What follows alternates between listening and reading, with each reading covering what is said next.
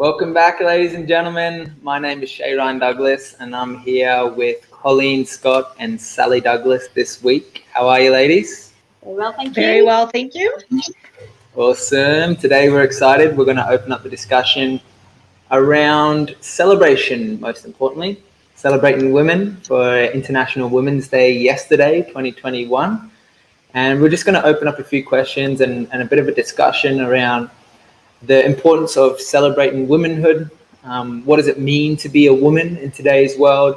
Some of the challenges that are involved with being a woman, and also how to overcome those challenges coming together to support other women in the world. I am your host, so I'll be asking the questions as I am not a woman and I don't have experience in that role. So I'm glad to have these beautiful ladies sharing again from experience. They've got some years behind them now that they get to share from their wisdom within as being mothers, being aunties, being grandmothers, and being sisters in the world. So is there anything else that you feel you ladies would like to share in this conversation to keep it relevant around the International Women's Day? Oh, just see how we flow, I think, as feminine women tend to do.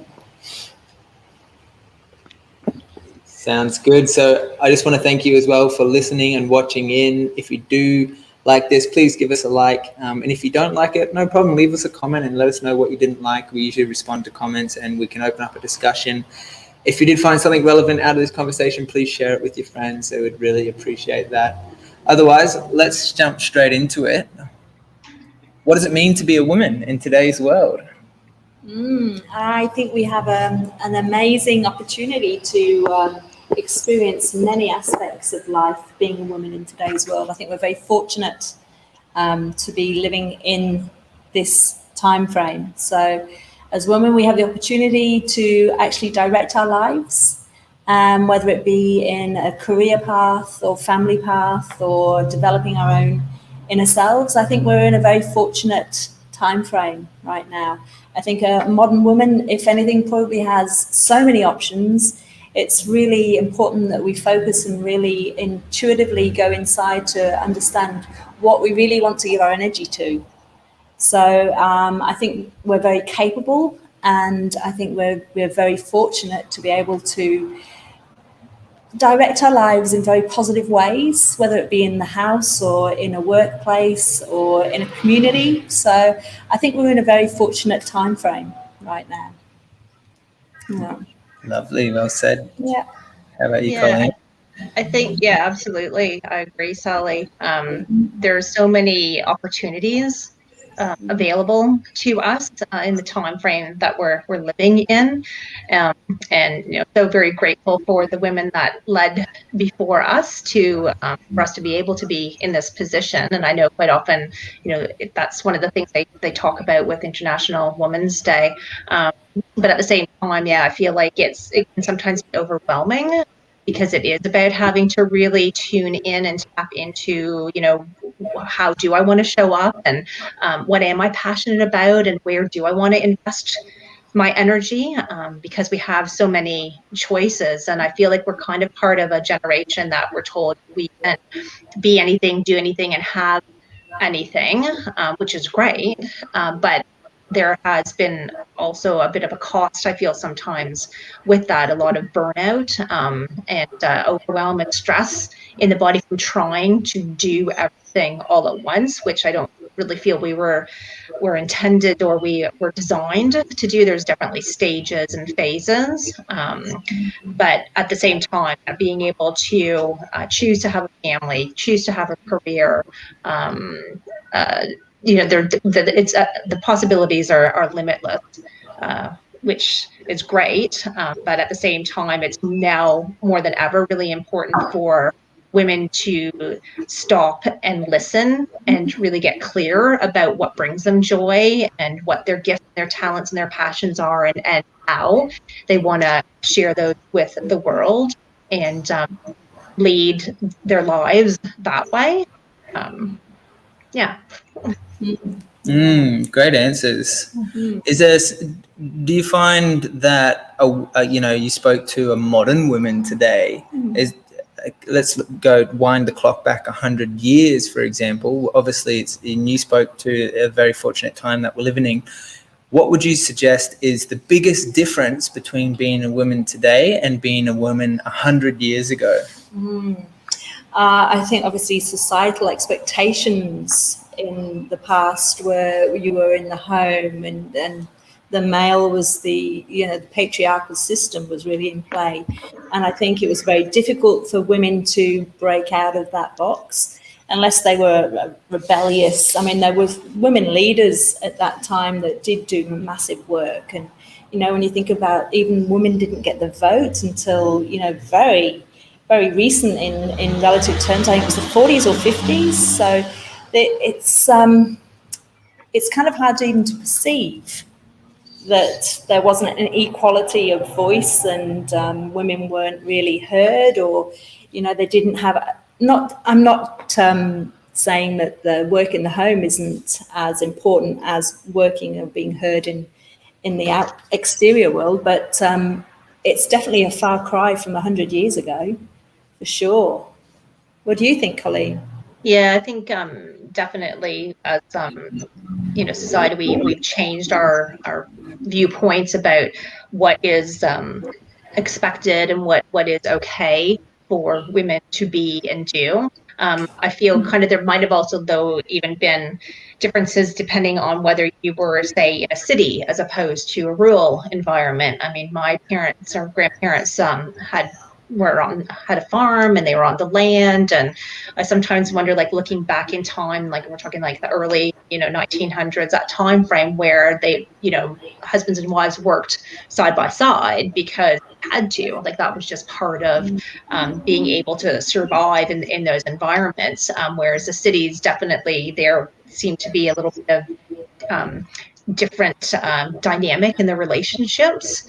I feel, especially as people began to move more towards the cities, and you had like factory work or offices, or so it wasn't about and men may have been out working somewhere for long periods of time, and that would have had an impact on roles, I guess, and expectations if we thought what was women's work and what was men's work, that kind of thing.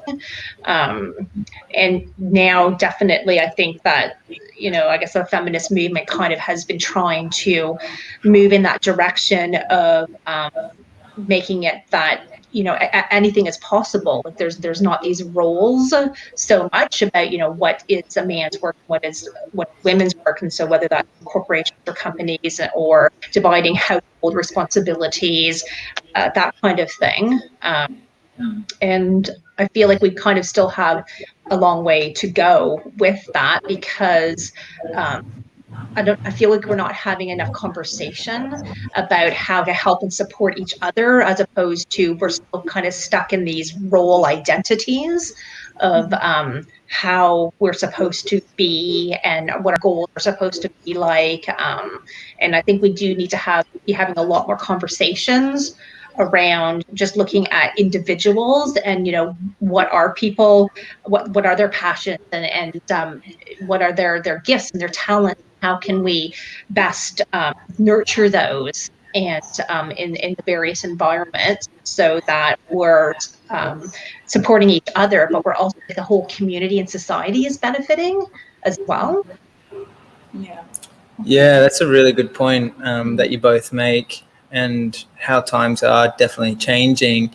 And something that I really respect that you do, Colleen, and when you're working with women primarily, is bringing the best out of them and coaching them and supporting them, mentoring them to ultimately have that deeper level of self-inquiry, because all of these questions that you pose for them to explore is to explore deeper parts of themselves, because it's like you're, as the guide, offering them opportunity to explore on a deeper self-reflection basis who they are at their core. You know, what are they passionate about? What do they love to do? And I just wanted to acknowledge, while we're chatting here, we had a small little comment from Andrea Lopez. She said, respect worldwide goes a long way. And that's totally right. Like, when we have respect for ourselves and respect for others, particularly respect for women on an equal basis as we would for anyone, it goes a tremendously long way. And on that note, my next question is around, the women's role in community. And so the word community can bring up a lot of triggers for some people. You know, we think about this idea of community being this, hippie little commune out in the bush somewhere. But the reality is, a community is the people that we're surrounded with in our environment, whether that's our friends, or it could be a sporting community, it could be a dance community, it could be a community of friends and family, essentially. And so within that that realm of social dimension, a woman, it seems, has a different role to 100 years ago as they do today. What would be some of the primary responsibilities that women, outside of obviously the really maternal ones, which are very evident, to birth children and raise a child, something that I feel both of you ladies do, and what Colleen was touching on a little bit, but I'm keen to digress it a bit more around supporting other women in that community. What does that look like? And how do you do that on a practical level? Yeah, I think it varies when you're at different life stages.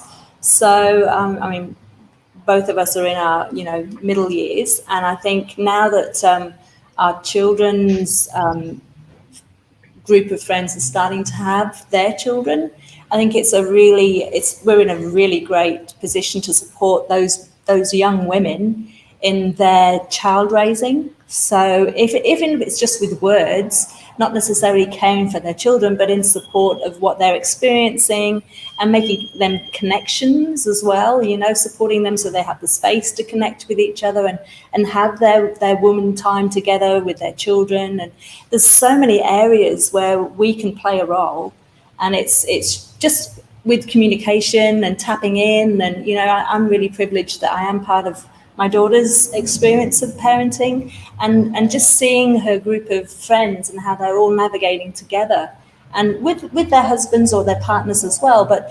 we can have such a big impact just holding the space with them, and and supporting them to have the space to do that, where they don't have to run off and do other things, but we can be there to actually help them navigate that as well. I think it's really important that we're all there in that kind of like network where where there's gatherings and we're all there with the words that we've experienced, what we've experienced in the past, and it's just a really supportive role of being there and being visual and being a part of it. That's my experience, I think, in that area. Yeah. Nice. I think Colleen probably has a bit more in the work frame she can offer. Yeah, I feel like there's a saying, something along the lines of, when women gather, magic happens. And I feel like we do really need to get back to that gathering space. I feel over the last few years, people are moving away from their families and their communities, the world, being able to get on planes and move to different countries. And so we don't necessarily have that immediate family and friendship circle right with us that we grew up with, for example. And there's definitely different wisdom that comes with different stages in life. And one of the things I think that I'd like to see a lot more of is bringing those generations back together again. So you may have had a daughter and a mother and a grandmother all living in close proximity, where they would have gotten together and be able to share stories and wisdoms, and to be a listening and compassionate ear for struggles or transitions in life that they may have been experiencing And I feel like we're more fragmented now. So I think there has to be more of a conscious effort about how do we create those spaces so that women can come together. And so whether that's, younger girls coming together just to support each other as they're navigating school or puberty or all those kinds of things that they struggle with, but having other older women, whether that's like, the mother's age or grandparents' age, because there's lots of different perspectives that come in that. And so much I feel of nurturing is really just about hearing, just like having people be able to be seen and heard. There's so much healing opportunity in that, and it also helps people tap into their own wisdom as opposed to necessarily having to be told or advised or that kind of thing. I mean, there's a place for that, but I think a lot of the times it's more about just providing a space for people to show up and to be able to unpack for themselves what is going on so that they can tap into that wisdom. And so I know there's online, gathering and circles that can happen. I'd like to see a lot more in actual local communities themselves, and just providing those spaces. And I think really probably, the only thing I can really remember from my own life is like when I first became a mom and I had young kids, there was like a play group that kind of created through, I guess, the medical or the hospital system. But I feel like now there's more people asking for a lot more support because they don't have family or friends nearby. And we just have to find ways to actually be creating those for our communities. And I guess maybe also helping women who want to show up in that space, helping them be supported so that they feel like confident and competent and being able to hold those spaces, as well as the other side of it too. I know I've heard so many people say, I would love to create that in my community. I'd love to be able to offer this kind of support, but I just don't know how to do that. So I think it's both of those that need to come into play. Yeah, awesome. Thanks for sharing, ladies. Seems there's a lot there essentially for women, and it seems very relevant to be supporting and celebrating women on this International Day around the world, all walks of life, all women, ages and sizes, and different life experiences, whether they have children or not. We all have a mother. Essentially, a mother as a woman who brought us into this world. So I find it's quite significant, in fact, just to honor all the women out there, whether they are mothers or not, because it's part of the reason why we are here, because it's a woman who birthed us into this space, a woman who brought life onto this earth through the human form, as far as we know it. Same in the animal kingdom. I don't know any male animals out there that give birth to children. If there are, I would love to know about them, but it seems the women are the ones who bring life into this world. And so it's with great respect that we have this conversation, and also hold it with a sacred reverence to acknowledge that aspect of womanhood. And on the contrary discussion of this, what would be some of the challenges that arise as a woman in your life? For any woman, maybe there's something personal for you or something general for everyone that you're faced with at times, and how do you overcome those challenges? I think Colleen mentioned it earlier when we were talking about the overwhelm, where we can tend to think we're super women and take on a lot of extra things, not really considering that actually there's certain times in your life where you do need to just hone it down to a certain focus. And potentially when we're in our mothering stage and birthing, and it's really, I can just remember being full of vitality in life and probably taking on a few more things that were really possible for me to have the right amount of energy for. So there is an expectation of yourself, which I think you have to be aware that sometimes you need to just pace yourself and wait till the timing's right. So I think that's one of the challenges that I've faced personally throughout my life.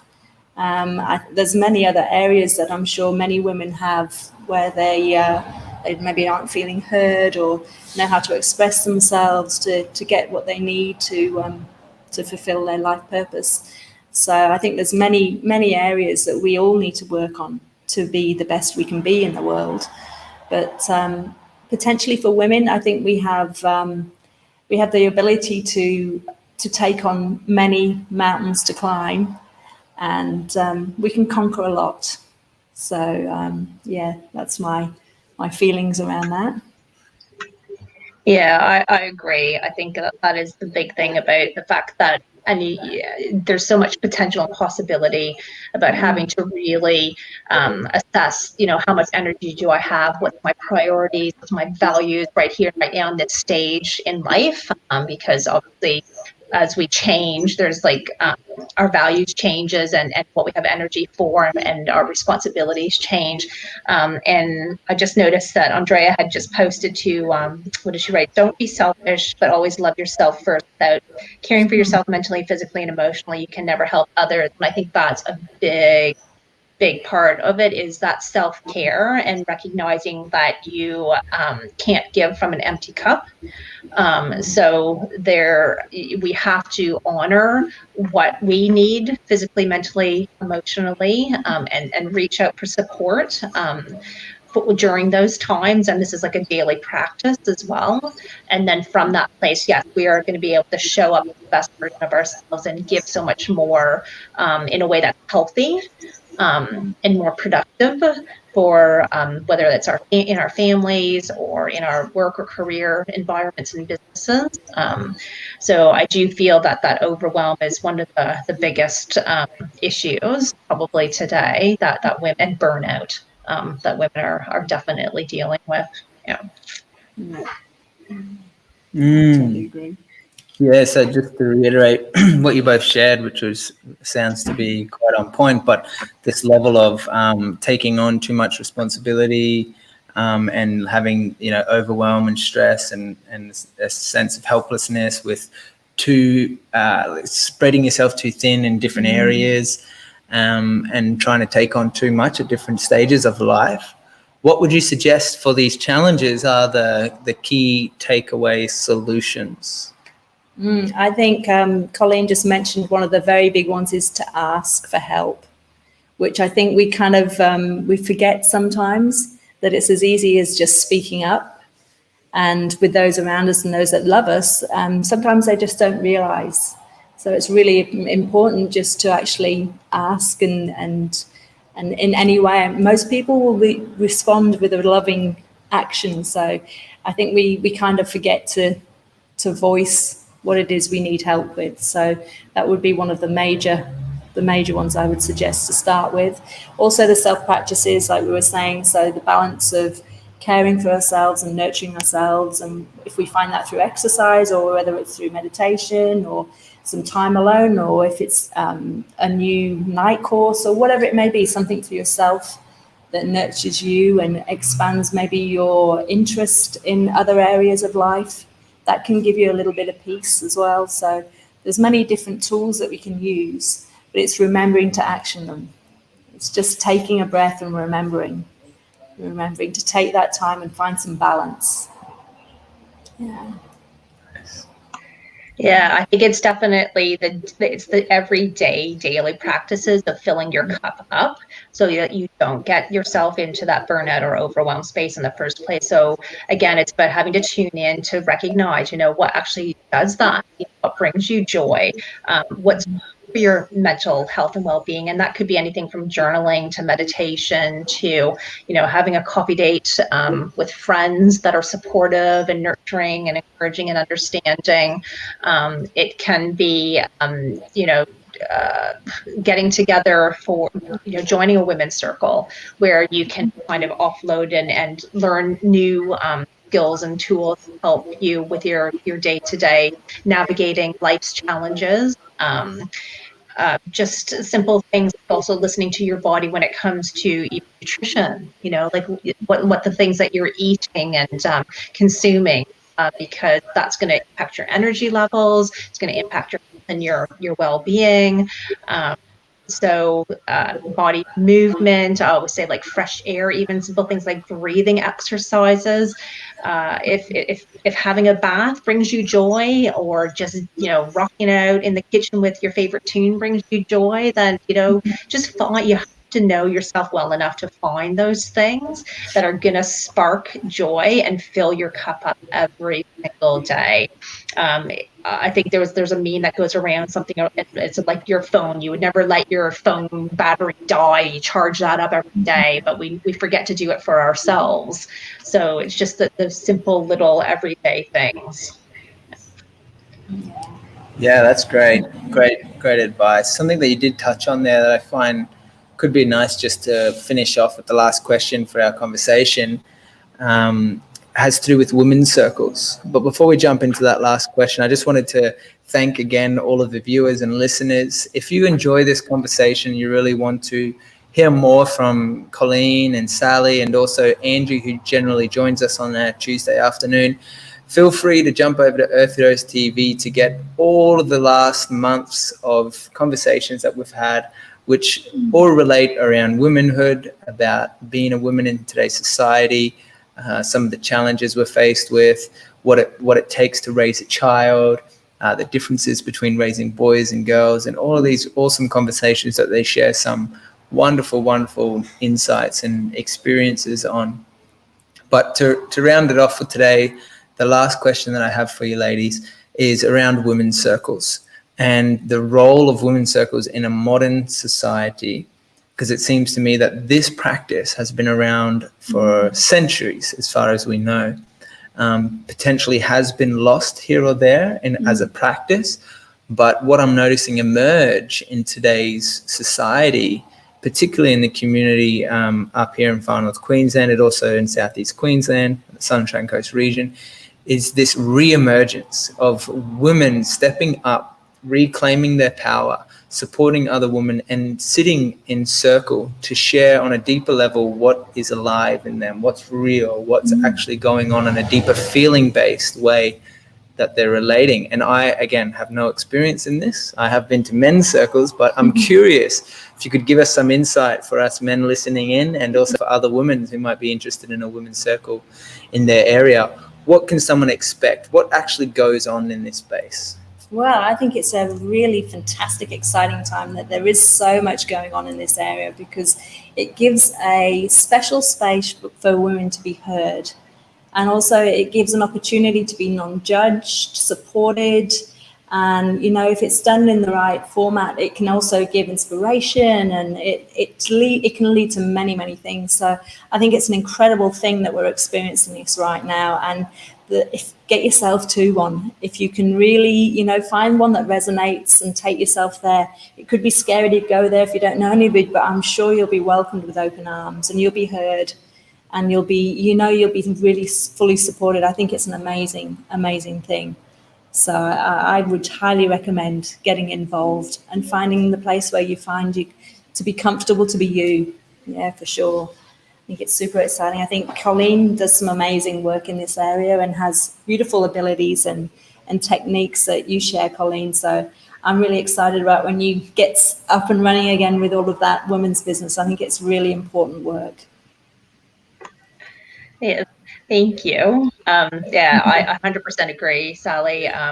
They really are just a place for women to come and be heard and seen in that compassionate, nurturing, supportive role. It's a place where you can connect with other like-minded women. I always recommend that because there is a bit of an emergent happening, that go and check a few out, because you're gonna click with some more than others, and it can be the people or the activities. And so go and check it a few out. You'll find them on social media. You'll find them just even looking online. I know with Wise Women Career, that's something I loved doing in the past, and I've been really feeling the call to move back into that space again. And it can be anything from there could be meditations, there could be journaling, there could be dancing, there could be craft activities, or just spaces for you to learn a little bit more about yourself, fill up your own cup, so that the focus is just on you, not your role as a mother or business owner or whatever the other million roles are that you have. You get to just show up as yourself, and allow yourself to be in that space of being nurtured and supported by other women. And we so need more of that. Yeah. Totally. Awesome, ladies. Thank you again so much for your time today. Thank you. Looking forward to next week. We've got another episode. Hopefully we'll have Angie back with us, where we can explore a new topic around womanhood, but maybe we'll even explore the impacts of social media and technology in today's world once Angie's back with us. Yeah. Any last closing statements, ladies? Well, I really look forward to the day when we also have the International Men's Day, because we celebrate you too. We all need each other and the balance of each other, and you guys need to be fully honored as well. So thank you for being a masculine male in my life. Oh, beautiful. And I just finish off on, just look at the women in your life. And if you haven't reached out to somebody that maybe has inspired you, or guided you, or provided a safe and helpful and healing space in your lifetime, just reach out and just thank them. Let them know that what they did or said, or whatever mattered. I think that it's just reminding each other that we need support, we need each other, and to honor that space. Beautiful. Absolutely. Well said, lady. Thanks again for watching, guys. Please like, share, and subscribe, and we'll see you next week. Bye for now. Bye. Bye.